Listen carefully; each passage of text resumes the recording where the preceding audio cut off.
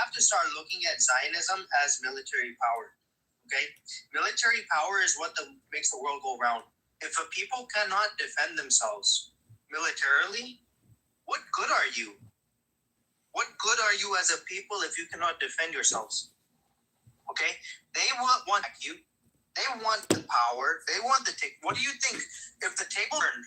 Let's say the Palestinians had the weapons and the technology. Do you think they would spare you? Do you think they would even be having these sort of silly debates and silly conversations on Clubhouse? Again, you missed the premise. No one's saying that the army should lay down its arms. No one's trying to stop with the hate speech, dude.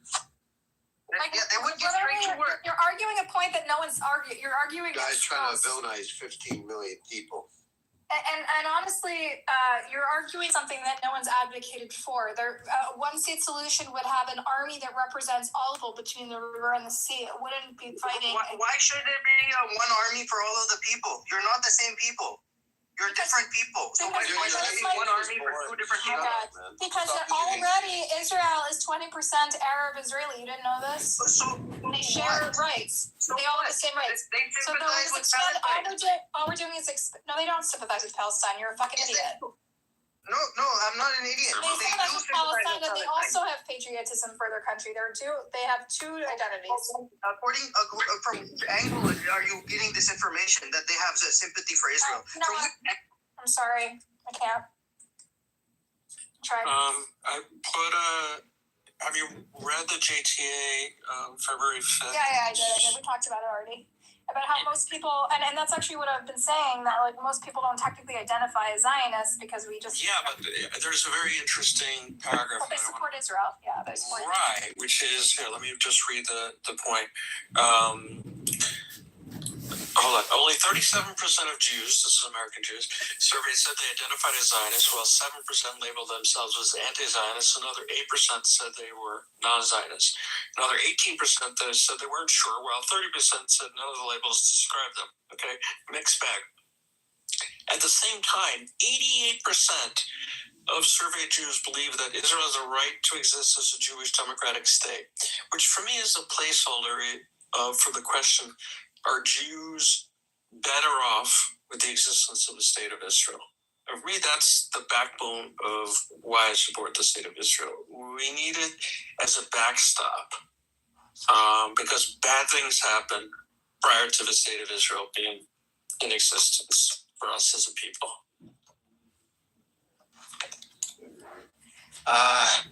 Okay, so there's been other recent surveys that show 60% of American Jews think that war crimes are being committed in Gaza, and 40% of American Jews think it's a genocide. If you use the younger generation, it's even higher. But what this shows, Buttercup, is like how complex it is. Right? In other words, we can have a moral vision that goes in one direction and still like be very close. My point. Yeah, those are not mutually exclusive at all. It's the genocide is the decision of the court, because we can't just say some words without nothing, because if we still don't have the decision from the court, what we are talking about nothing, okay?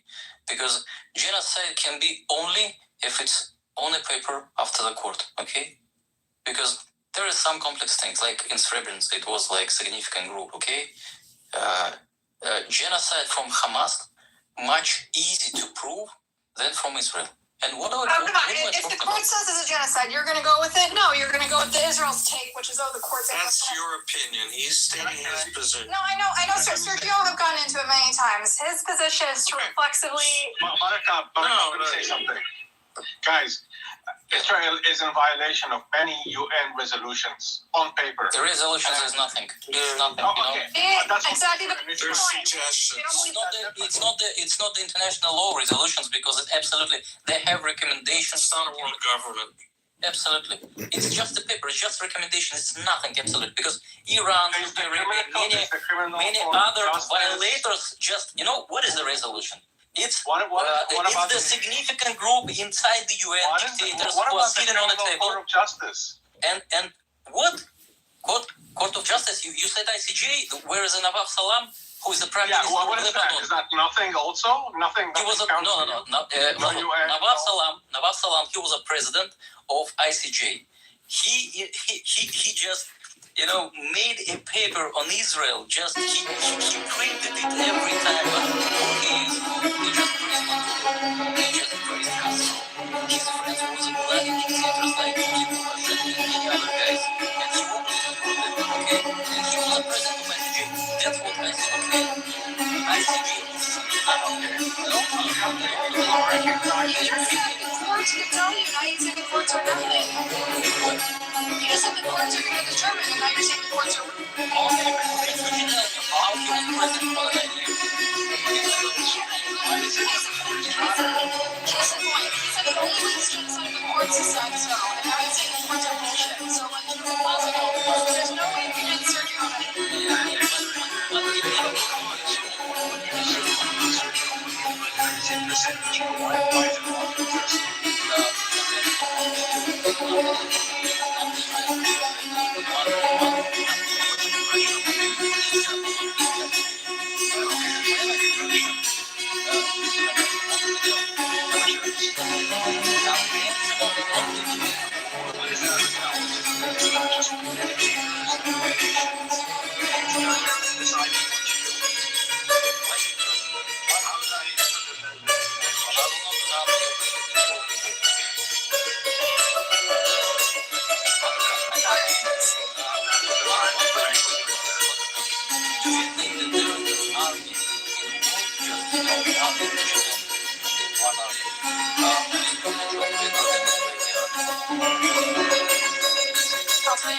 army killed fewer children and there's law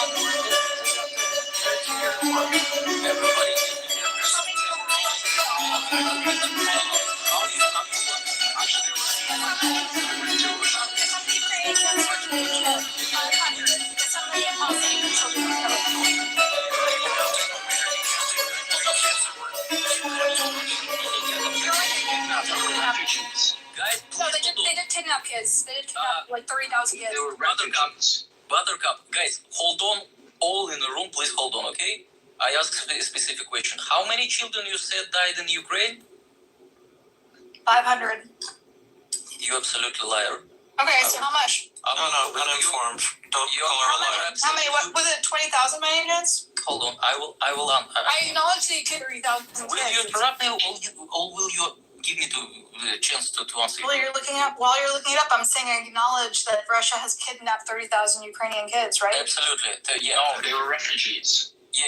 Well, their parents did not want them to be refugees away from their parents. Russia really kidnapped 30,000. You're right. In this place, you're right. But listen, in this calculation, what you see the casualties in Ukraine, there is no Mariupol. Okay, in Mariupol, there might be hundred thousands of people died only in one city in Ukraine, but it's not calculated. You know why? Because it's under occupation, and Russia don't provide the casualties from here. Okay, one for couple of months, and 100,000 people died, including women and children, and you don't know exact number. That's why you tell us that there is only 500, because it's the statistic like official, but official is nothing right now. Because you know who else is under occupation and doesn't have a correct tally of the dead? Gaza. Yes, Russia just silent and don't provide the papers how much it was, But there was some articles like from Associated Press that in where is the dead people? I don't know this word in English. When people is dead, they obituary. Okay, I don't remember. That a lot of people just said that there is about 100,000, and they just try to calculate, and this is, average amount, because from the beginning there was 400,000 of people, and it's the minimum amount that 100,000 killed in Mariupol. You can Google it. It's a lot of article. I can give you article if you need. Okay, from Associated Press, and you will read it. We believe the numbers are infallible. You've made your point already. Yes. Then in Ukraine, there's much more children and women dying in Gaza. That's why I ask you. Okay, so you don't have an accurate, but the fact is that also Gaza doesn't have an accurate number, but the numbers we do have are much higher than the numbers we do have about Ukraine. No. In Gaza, because these 50K, what we have for 2 years, 2 years war, and Israel waged this war, prevent every casualties and send the leaflets, rings, SMS, and so on and so on. No army in history do this, okay? No army in history. Israel is the only army that sent leaflets, SMS, and rings, and you know it, okay? Okay. I'm really glad you brought that up. Sergio. Now I want to say something. Hold your mic for a second. You muted me? Just for a second, because I want to point something out. I want to address what you just said. Don't do this until you say me, okay? Just say me previously that you will mute. Okay, I want to address what you just said, which is the leaflets and the most moral army in the world, because this is a narrative that I was raised with too, where growing up they told me Israel has the most moral army in the world, and they always drop leaflets, or they do a knock on the roof before they bomb, or they, and by the way, Israel loves the gays, so we're morally superior to the Palestinians who kill the gays, right? Like all this stuff, these talking points are shit that I grew up with too. We were also seeing videos as kids of Palestinians and Hamas headbands holding, they caricatured Palestinian kids as these like small baby militants, right? And then you go to college, and your Jewish friends who grew up with Zionism, pro-Israel, reflexively pro-Israel ideologies, share with you Benny Morris. And you find out that the story, this narrative about Israel's founding, was only half the story. And in fact, there was another half which is quite ugly. And in fact, it's not a clean history, and we are not the most moral army in the world. And eventually you come to the conclusion that armies are not moral, and states are not moral, and all power is corrupting, and we have an obligation to hold power to account. That institutions are not people, and governments and armies act pragmatically. Sometimes they have to decide between one immoral act and another immoral act. So to conflate our Jewishness and our values with an army or a government is to pervert our values, it's to pervert our mythology that teaches us how to live and how to be accountable. It's to pervert everything about Judaism. And so this sort of elevation, this putting your Zionism on some pedestal and reflexively framing it as the most moral army in the world is something that I'm deeply familiar with, Sergio, and I'm glad you put it on display, because this is something that this has been like it really was a big part of my evolution philosophically. Bitch hasn't read a book in years. Prove you can read a book, dummy. Hello? Oh, I guess she kind of did prove already she can read. I would just say that this is why we have Yom Kippur, right? Like people, we think about it as an individual thing, right? But when we say Ashamnu and all of these things for the Vidui, this is a national repentance because Judaism takes into account that sometimes as things are going to happen that we have to repent for. This isn't about our individual, 100%. repentance. 100%. That's why on the day between Rosh Hashanah and Yom Kippur, we had an Ashamnu room where we talked about our collective sins in Gaza and in 1948 and over the course of the last 100 years. And we talked about how as people, we should be, part of our traditions is to be self-reflective and self-critical. And to this sort of like silencing this dissent is antithetical to Judaism. May I read a few quotes from the leaflet dropping officials? Yeah, please. I wanted to finish what I have to say. Okay. First Shai and then because I'm not going to take too much longer, and Sergey also wanted to go because I interrupted him a little. Absolutely. So the point of the matter is that Judaism, right, takes that into account, and the rabbis take that into account because that is the reality of a nation, right? Regardless of the state, it's the reality of the nation, and Jews are a nation even without a state, and we still have to do those things, right? Take those things into account, because when it comes to, because at some point our values, we will have conflicting values, things that go against the core of our being, because we have to survive. It's about survival. All right, thank you. Yeah, I don't know, because I asked you a question, just it was a simple question. Which army is doing the best job, like, better than Israel? And you don't respond me, you just make a... Well, we were talking about Ukraine and the death toll, so it's a little hard to... I don't quantify these things. I don't consider... I think I answered the question indirectly. I don't consider armies are not moral. Okay, they're pragmatic. You said, no, let me comment. I won't comment it, okay? Because you just make you made a relativistic statement. It means nothing, Oh, all is bad or all is good. The sun is good. Get to your point. The moon is bad. Instead of framing my argument, no. If we will compare, you will see that Israel is the moral army, much moral army than any other on the planet. Because if you can do okay. No, we're not doing this. No. We're not doing this. Armies are not moral. That's not what we do here. We don't do this. Sorry. If you bring it up, if we describe an army as moral, if army do some action that never army in history done. I'm sorry, but this is so delusional. This is the advantage. But hold on. No army in history provided humanitarian aid to the country, to the side with whom it have a conflict, okay? Yeah, we understand which school of thought you're in. You think it's the most moral army in the world. I don't want to debate this on you because it's not. You're not a reasonable. There is no free speech. You try to shout me. Because we already heard you made your points already. Israel's the most moral army in the world. We heard you. I don't. And I told you how I feel about that. I'd like to read it. I just want to clarify why you bring the Benny Morris in this conversation where we're talking about armies, okay? Because Benny Morris is only about 48. Why you bring his in this conversation? Because we were told a story of the founding of Israel, which was only half the story.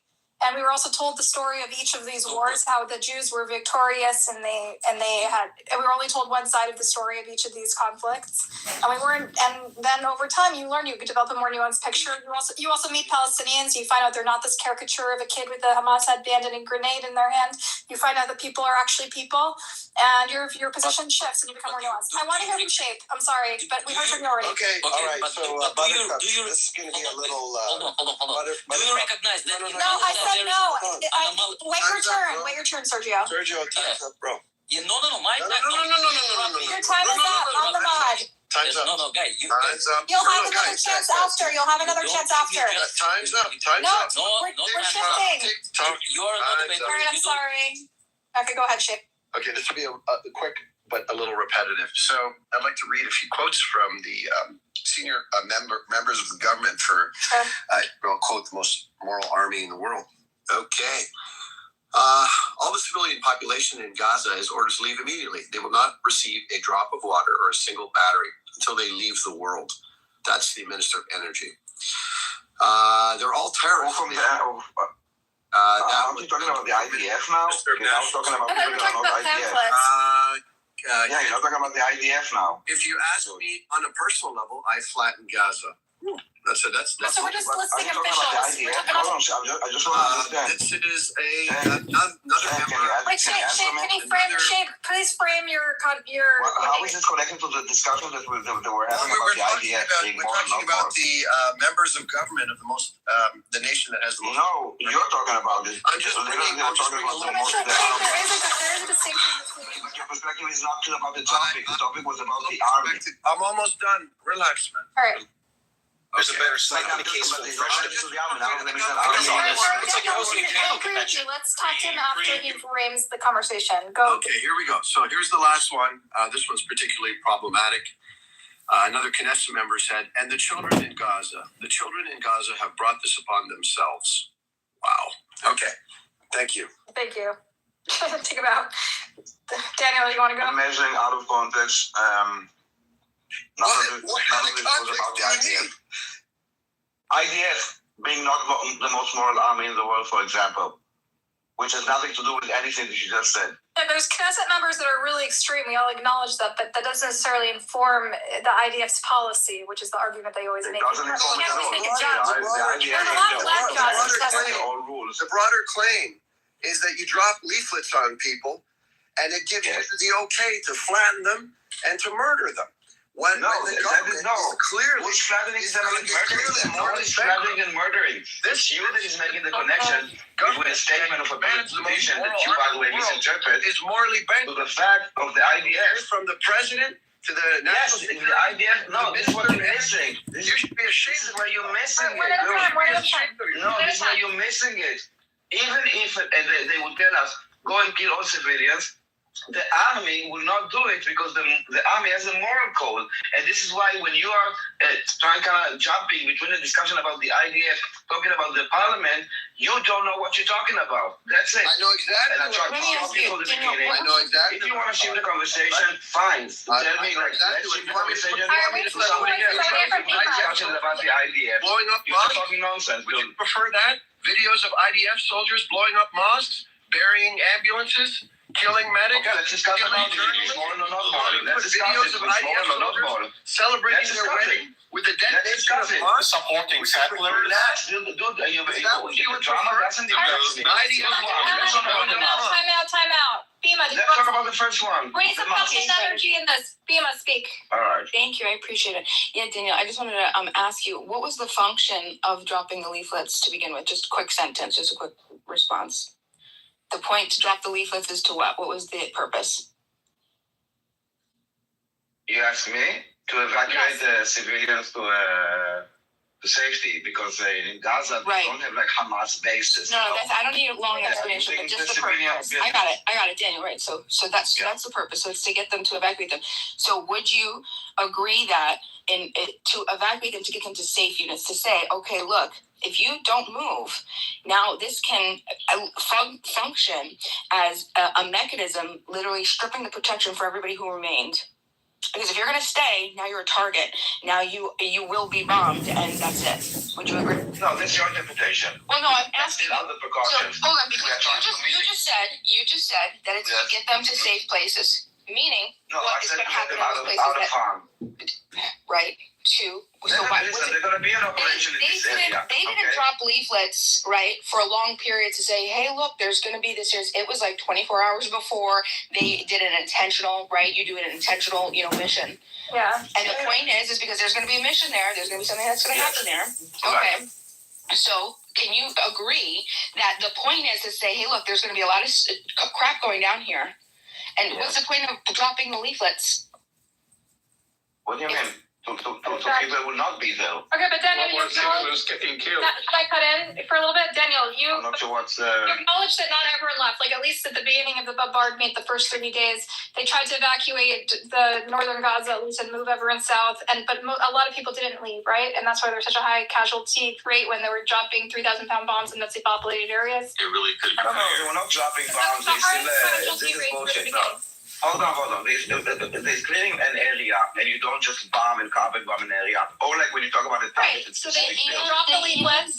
They even bombed tent encampments. What are you talking about? They bombed markets. What are you talking about? What are you talking about? Like, what is this? Yes, that's true. We're going to get to that. No, we're going to get to that. No, but we're talking about the leaflets. Are they dropping leaflets yes, but it doesn't always work, right? You know how those leaflets work? Those leaflets divide Gaza according to geographic patterns that were established during the Ottoman Empire. If you ask the Palestinian, what is plot number 143? He has no idea. Many times they I just want to get a map in the leaflets. But many times people don't always view the leaflets, and even if they tell them area 143, they have no idea what that is.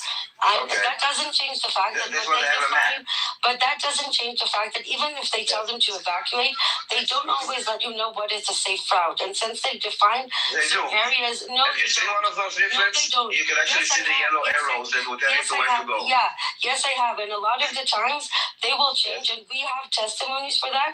And the safe passage suddenly shifts, and all of a sudden you find yourself walking inside there's a plan, and then you have also. You need to acknowledge arrows that those leaflets that fall.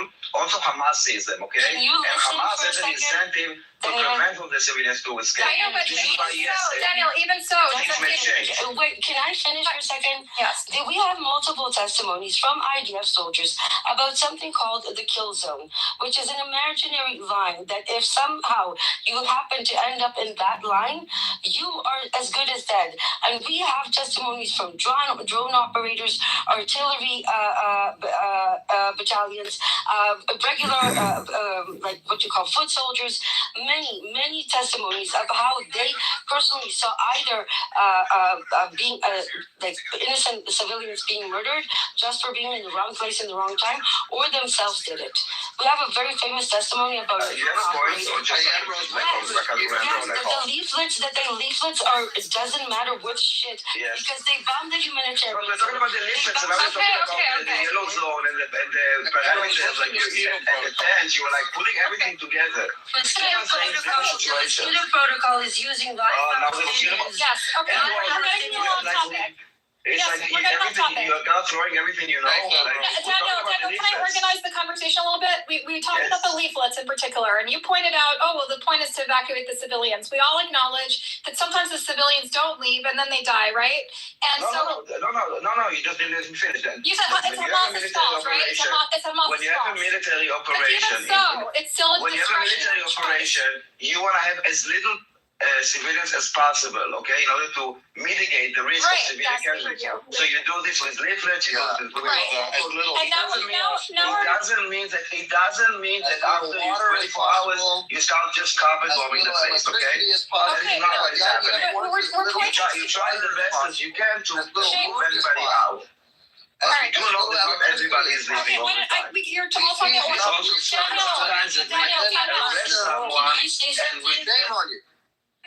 Shape and then cameras. First Shape and then the IDF does want as little things as possible, as little food, water, and electricity as possible. Dropping paper on people and then flattening their homes and starving them to death is not moral. Okay, the IDF is the most morally bankrupt army in the world. Period. End of story. Thank you. I mean, I think this year is now Emerald, I said Emerald will go next. Maybe less emotional claims, more like factual claims. Daniel, we're going in order. First Emerald, then Shai, then Daniel. Go on. When it comes to the leaflets, I would like to emphasize this again. The division of the geographical division that appears on those leaflets belong in the Ottoman Empire times. Most people don't know what that means. That's number one. Number two, many times those leaflets, just like it was done a few days ago in Zaytun, an hour before they bomb. So we have an entire high-rise building that suddenly gets a leaflet and they have 1 hour to evacuate before the whole thing collapses on them. What if there's an old lady in a wheelchair there? What if there's a mother with two toddlers or two twins? This is not about keeping the population safe. Not only do those leaflets are just a cover up for something, they don't tell you what is the safe way to get to a safe zone. And then why are we discussing a stupid idea that he put a trap for to discuss the fucking leaflet? Who gives a fuck about the fucking leaflets? Why do we discuss this shit? Why to fuck the fucking building in the first place? Why to fucking kill 400 people just to get one piece of shit? And why are we talking about victor peace? Like all these fucking Zionists always throw this kind of a trap here and there, and then some people kind of go into this trap. No, it's not about fucking leaflets. Actually, Israel can't call anyone because they have the phone numbers of everyone in that fucking building. They used to call it, but they don't. Since October 7th, they didn't call anyone. They just kill you. And actually, they try to make sure to maximize the harm, so they wait for you to go home. That's the whole fucking software. That the Israelis even reported about it, no? That is home.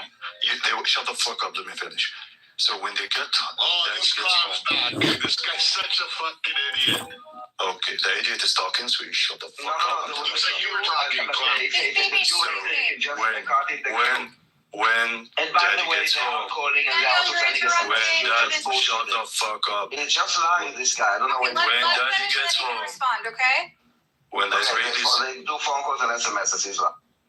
Daddy's home, that's the fucking software. But the Israelis even reported it on it. Can someone deny it? No, it came from Israeli sources anyway. The software wait for some piece of shit scumbags, Hamas terrorists to come home, yeah? Okay, so he comes home. Why couldn't you kill him before he gets home?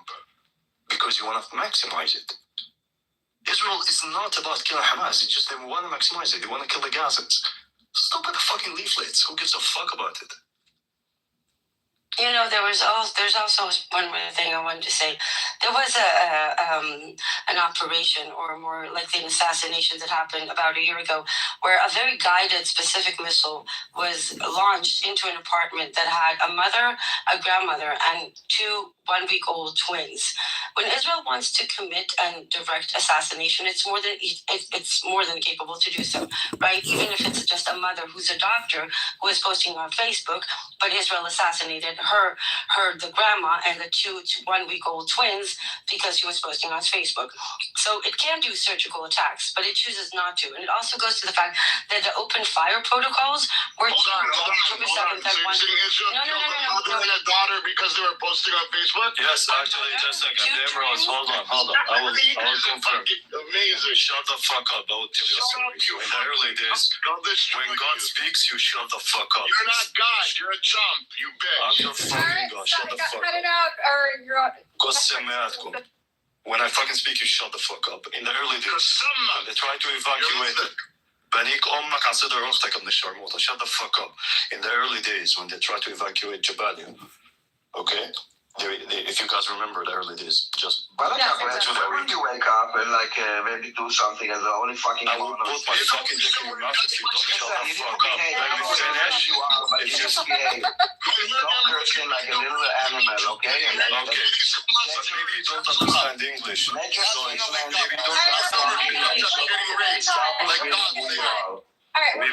understand English, so I'm gonna say it in Hebrew. Okay.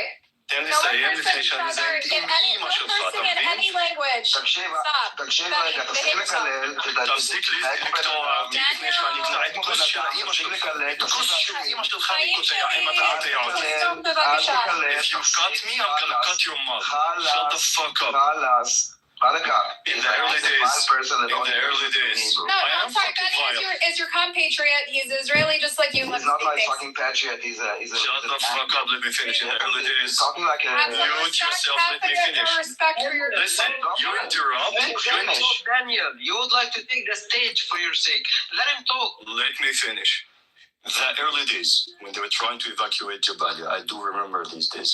And they cut the food and the water back then. And still can remember some of my friends who posted on Facebook that we don't want to leave. Everyone who posted on Facebook was killed.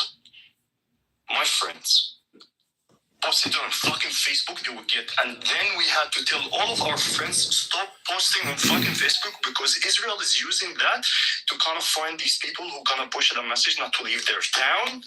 Not their buildings, their town. I'm speaking about the whole town, not the house. Hey, why are you terrified of Jews?